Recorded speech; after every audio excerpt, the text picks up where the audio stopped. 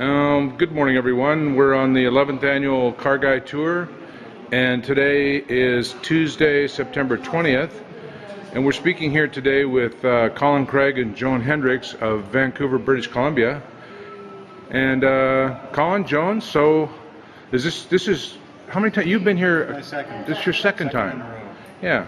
So what was it like the second time versus the first time?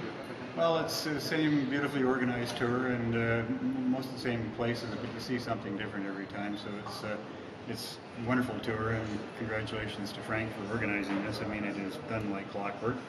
Joan, it's her first tour, so let her speak for herself. Thank you, Colin. And so, Joan, how have you been enjoying it?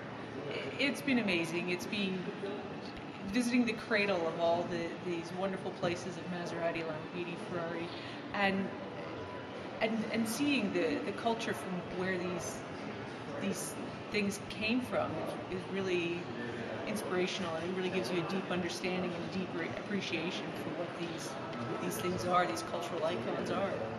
So how did you enjoy Como? Como's beautiful. Como was wonderful. It's a very sweet introduction into the sweet life of Italy. And how did you find that hotel in Turin? That was very plush, Frank. Yeah, nice. And of the designers, which one was your favorite designer? I'd have to go with the Tal design from my perspective. Yeah. It was the whole complex architecturally. We're both architects, so this is an architectural tour as well as an automotive tour, which is a nice combination. Yeah. The whole complex is nicely designed. The interior is spectacular, and I think his son actually runs an architectural practice. That's true. That is true. And Joan, what design center for you? I would agree, though, that Ital design, Giugiaro design was probably my favorite. I think also because you got a really good understanding of the design process. So as well as appreciating the final product that you see every day, how they get there and the struggles and how the team really works, and it's really a team process to get to the beautiful object. And what about Zagato? Remember, that was our first visit. Zagato was one of those introductions to the event that just your head pops off, right? Yeah. It's just, that's well put. Yeah. And then arriving at Pininfarina.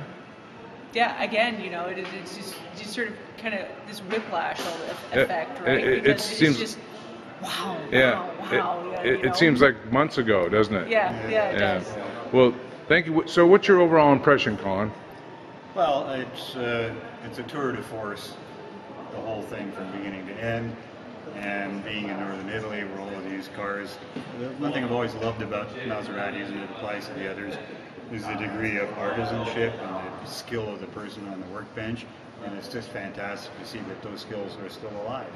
Yeah, that's very true, isn't it? And Joan, what do you think? Do you have a takeaway? What's your overall? It's hard to summarize it at this point, and I think one of the points you made is that, for years to come now, you will have flashback moments when you see one of these cars on the street or at Concorso, and it's like, yeah, I was there, I was at the factory, or I talked to that guy who makes those wheels, right? And so it really takes a long time to sink in, I think. Yeah, it's a lot to absorb in 10 days. Absolutely. Okay, well, let's say goodbye from the Maserati Factory on Tuesday, September 20th on the Car Guy Tour. Ciao. Thank you.